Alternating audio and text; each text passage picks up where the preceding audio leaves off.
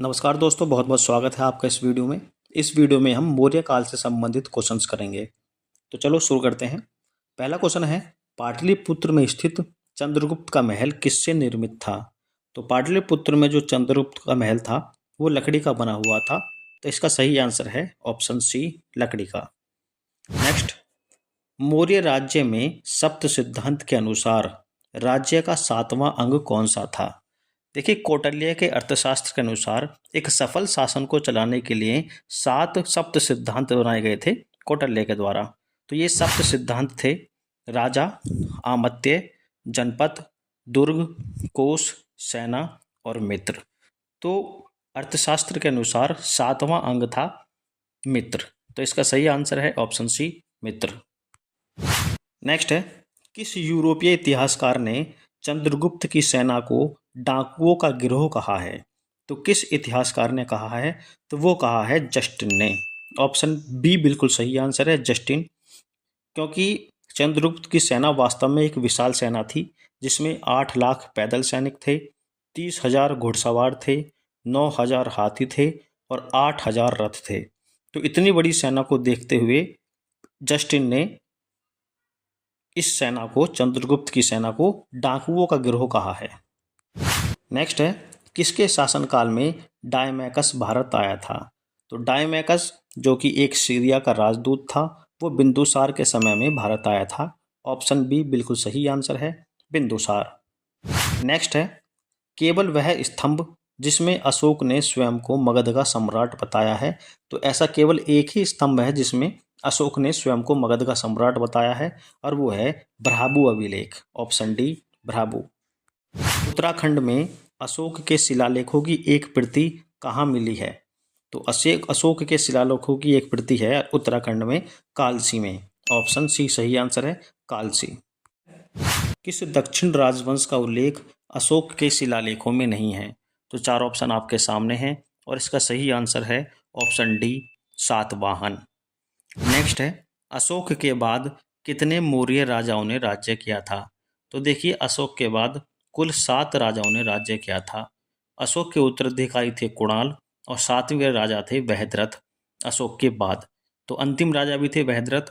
तो ये दोनों बातें आपको ध्यान रखनी है। अशोक के उत्तराधिकारी कुणाल थे और 7वें अंतिम राजा थे बृहद्रथ। तो सही आंसर है इसका ऑप्शन सी, 7 राजाओं ने राज्य किया था अशोक के बाद। नेक्स्ट है, चंद्रगुप्त मौर्य की राज्य भाषा कौन सी थी? तो चंद्रगुप्त मौर्य की राज्य भाषा थी पाली। नेक्स्ट है, चंद्रगुप्त मौर्य ने सेल्यूकस को कितने हाथी उपहार में दिए थे? दरअसल सेल्यूकस निकेटर सिकंदर का सेनापति था और उसने अपनी बहन की शादी चंद्रगुप्त मौर्य के साथ कराई थी। इसीलिए चंद्रगुप्त मौर्य ने उपहार के रूप में 500 हाथी सेल्यूकस निकेटर को दिए थे। तो इसका सही आंसर है ऑप्शन सी, 500 हाथी। चंद्रगुप्त के लिए सैंड्रोकॉप्टस नाम किसने प्रयोग किया था? तो चंद्रगुप्त के लिए सैंड्रोकॉप्टस नाम इस्तेमाल किया था निर्याकस ने, जो कि सिकंदर का सेनापति था। नेक्स्ट है, किस मौर्य शासक को जैन ग्रंथों में सिंहसैन कहा गया है? तो सिंहसैन शब्द इस्तेमाल किया गया है बिंदुसार के लिए। Option A. नेक्स्ट है, कलिंग युद्ध के कितने वर्षों के बाद अशोक ने बौद्ध धर्म अपनाया था? तो कलिंग युद्ध के 2.5 वर्ष बाद अशोक ने बौद्ध धर्म अपनाया था। तो सही आंसर है ऑप्शन बी, 2.5 वर्ष बाद। नेक्स्ट है, मौर्य काल में पुरुष गुप्तचरों को क्या कहा जाता था? तो 4 ऑप्शन आपके सामने हैं और ये चारों गुप्तचर ही थे, लेकिन इसमें पुरुष गुप्तचर किसको कहा जाता था? तो इसका सही आंसर है ऑप्शन डी, त्रिषण। त्रिषण कहा जाता था गुप्तचरों को, जो कि पुरुष होते थे, जबकि व्रसली, भिक्षुकी और परिव्राजक बोला जाता था महिला गुप्तचर को। तो डी ऑप्शन बिल्कुल सही है। नेक्स्ट है, मौर्य काल में राजस्व की वसूली करने वाले को क्या कहते थे? उस अधिकारी को क्या कहते थे जो राजस्व की वसूली करता था? तो 4 ऑप्शन आपके सामने हैं और इसका सही आंसर है ऑप्शन बी, समाहर्ता। हालांकि जो ऑप्शन ए है सन्निधाता, उसको वो बोला जाता था, कोषाध्यक्ष को बोलते थे सन्निधाता।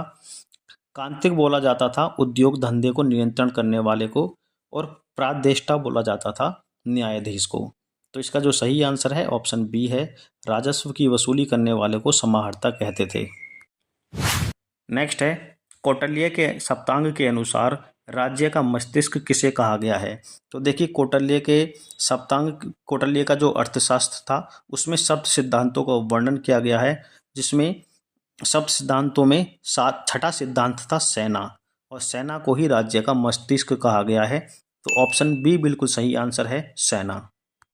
नेक्स्ट है, मौर्य काल में सर्वाधिक संख्या किन की थी? तो 4 ऑप्शन आपके सामने हैं और इसका सही आंसर है ऑप्शन सी, कृषक। किसानों की संख्या मौर्य काल में सबसे ज़्यादा थी। नेक्स्ट है, मौर्य काल में खरीदे गए दासों को क्या कहा जाता था? देखिए, खरीदे हुए दासों को क्या कहा जाता था? 4 ऑप्शन आपके सामने हैं और ये चारों दास ही हैं, बस अलग अलग दासों के नाम अलग अलग थे। जैसे कि खरीदे हुए दासों को कहा जाता था कृत, जो कि ऑप्शन ए है। इसके अलावा जो ऑप्शन बी है लब्ध, वो दान में दिए गए दासों को कहा जाता था लब्ध।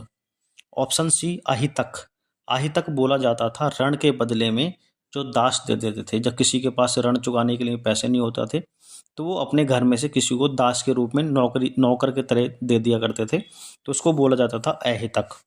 जबकि गृहजात बोला जाता था दासियों से उत्पन्न दास को, दासियों से जो उत्पन्न होते थे दास, उन्हीं को बोला जाता था गृहजात। तो ऑप्शन ए बिल्कुल सही आंसर है इसका, कृत। और नेक्स्ट है, मौर्य काल में किसानों पर लगाए जाने वाले करों को क्या कहा जाता था? तो जो किसानों पर टैक्स लगाया जाता था उसको बोला जाता था भाग। ऑप्शन बी बिल्कुल सही आंसर है, भाग। जैसे ऑप्शन ए में है प्रणय, प्रणय कहा जाता था राज्य के संकट काल में लिए जाने वाले कर को। उसी तरीके से रज्जु बोला जाता था भूमि नापने के बदले जो कर लिया जाता था उसको रज्जु कहते थे। और बलि कहा जाता था धार्मिक कार्यों को करने के लिए, राज्य में जो धार्मिक कार्य होते थे उनको करने के लिए जो टैक्स लगाया जाता था उसको बलि कहा जाता था। तो ये इसका चारों जो हैं वो कर ही थे, लेकिन जो किसानों पर कर लगाया जाता था भूमि कर, वो भाग कहलाता था। ऑप्शन बी, भाग। तो इस वीडियो में इतना ही है। यदि आपको ये वीडियो पसंद आई हो तो वीडियो को लाइक जरूर कीजिएगा और ऐसे ही वीडियो देखने के लिए हमारे चैनल को सब्सक्राइब जरूर कीजिए। धन्यवाद।